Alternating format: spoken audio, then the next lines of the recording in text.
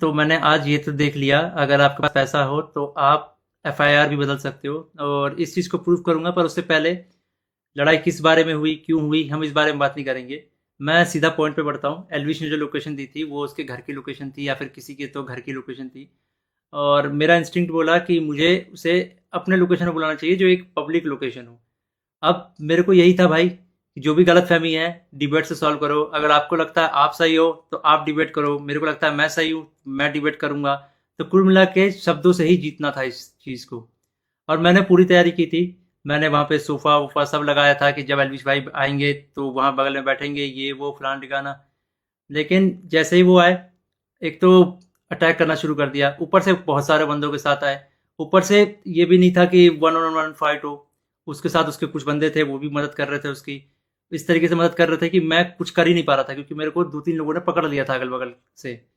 अब जब लड़ाई हुई, लड़ाई के बीच में ही एलविश ने मेरे को लगभग ये अपने घुटनों से नाक पे मारा, कई बार हाथों से मेरे सिर्फ मुंह पे मारा।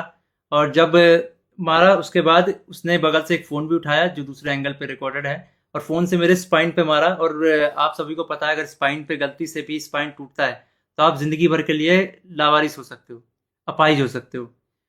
तो उसके बावजूद उसने मारा मारा। और उसके बाद उसने क्या किया, जान से मारने की धमकी भी दे दी। अब जान से मारने की धमकी एक दो बार नहीं दी, मल्टीपल टाइम्स दी। कम से कम जितना मुझे पता है 3 बार तो दी ही थी उसने धमकी जान से मारने की। और ऑफ कैमरा भी उसने कई बार जान से मारने की धमकी दी। अब ये सब होने के बाद जब लड़ाई वड़ाई ख़त्म हो गई, तो उसके बाद वो वापस जा रहे थे, तो वो जो बंदे लाया था उनमें से कुछ बंदे मेरे को, मतलब होता है ना एक प्यार से धमकाने वाला सीन, कि भाई सॉरी बोल दे, क्यों ले रहा है पंगे, ये वो। भाई मैं तो अपने चीज़ों पे अटल था। मैंने बोला मैं सॉरी तो नहीं बोलूँगा, क्योंकि मैंने गलती तो की नहीं है।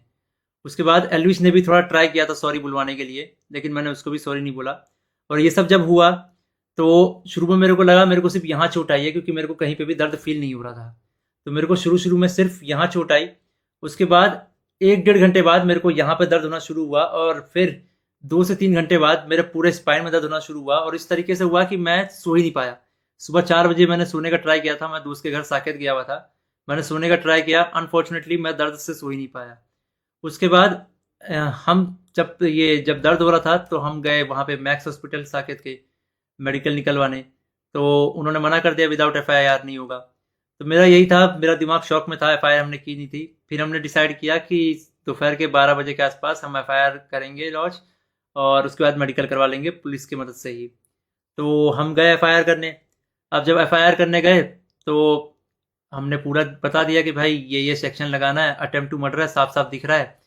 तो वो जो एसएचओ थे, उन्होंने बहुत अच्छे से बात की।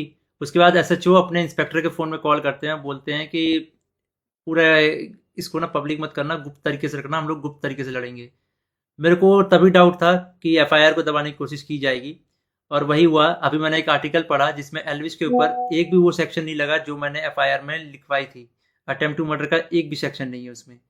तो कुल मिला के मैं क्या समझूं, अगर आपके पास पैसा हो तो आप एफआईआर भी बदल सकते हो। मतलब हरियाणा में इस तरीके से गुंडागर्दी चल रही है कि एक बंदा आता है, मारता है, और उसके खिलाफ कोई एक्शन नहीं होता, उसको पुलिस पकड़ के लेके नहीं जाती। यहाँ पे इस बात को 24 घंटे हो चुके हैं, और वो बंदा अभी हंस रहा होगा कि उसको कोई पकड़ के नहीं ले गया, उसको फर्क ही नहीं पड़ा होगा। मैं हरियाणा के सीएम खट्टर जी से रिक्वेस्ट करना चाहूँगा कि इस गुंडे एलविश यादव को अरेस्ट करवाओ। इसका बैकग्राउंड बहुत खराब है, जिस तरीके से ये यूथ को इंस्पायर कर रहा है, वायलेंस को प्रमोट कर रहा है, उससे साफ साफ पता लग रहा है यूथ बहुत गलत वे में मोटिवेट हो रही है इससे। और ये चीज़ बहुत ही खराब है। तो खट्टर जी, मैं इंडिया के कानून पे बहुत भरोसा करता हूँ, लेकिन अगर यहाँ पे नाइंसाफ़ी हुई तो एक तरीके से बहुत सारे लोगों को ये तो समझ में आ जाएगा कि इंडिया का कानून सिर्फ गरीबों के लिए बना है, अमीरों के लिए नहीं बना है। तो मैं नहीं चाहता कि ये कानून भी, ये एफआईआर भी दब जाए। और साफ साफ पता लग रहा है दबाने की कोशिश की जा रही है इस एफआईआर को। अगर ये एफआईआर दबता है तो ये इंडिया के कानून की हार है। मैं आप लोगों से रिक्वेस्ट करूंगा, गुरुग्राम पुलिस को और खट्टर जी को इस ट्वीट में टैग करो, और उन पे उनको रिक्वेस्ट करो कि एलविश यादव को जितनी जल्दी हो सके, इस गुंडे को जितनी जल्दी हो सके अरेस्ट करा जाए। क्योंकि अगर कोई भी ऐसे मार के निकल जाएगा और फिर अपने स्टोरी में डालेगा कि भाई वर्क डन, तो खुल्लम खुल्ला यही है कि वो वायलेंस को प्रमोट कर रहा है, और उसको पता है कि उसका कोई कुछ नहीं बिगाड़ सकता। तो एक तरीके से ये इंडिया के कानून की हार है। तो अभी जो मैं एफआईआर लिखवा के आया था, मुझे उसकी कॉपी भी नहीं मिली और मुझे लगता है मिलेगी भी नहीं। बोला तो वैसे सुबह मिल जाएगी, लेकिन आई डोंट थिंक सो, क्योंकि आर्टिकल में साफ-साफ दिख रहा है कि एफआईआर के जो सेक्शन है वो बहुत अलग किए गए हैं। तो इंडिया के कानून का मजाक ना बने, तो आप लोगों से एक आखिरी बार रिक्वेस्ट है, सीएम खट्टर जी को गुरुग्राम पुलिस के ऊपर टैक्स अटैक किया जाए, ताकि ये मामले को वो लोग सीरियसली ले। इन द एंड अगर इस बीच में मुझे कुछ भी होता है, मेरे पे कोई भी जानलेवा हमला होता है, इसका जिम्मेदार एलविश यादव होगा या फिर उसके दोस्त होंगे या फिर गुरुग्राम पुलिस होगी, जिसने मेरे एफआईआर को पूरा का पूरा बदल दिया और पता नहीं क्या एफआईआर लिख दिया। और ये ये इंडियन कानून की बेइज्जती है, ये तो मैंने देख लिया। कुछ नहीं भाई, अगर तुम्हारे पास पैसा हो तो कुछ भी कर सकते हो, ये तो मैंने देख लिया भाई।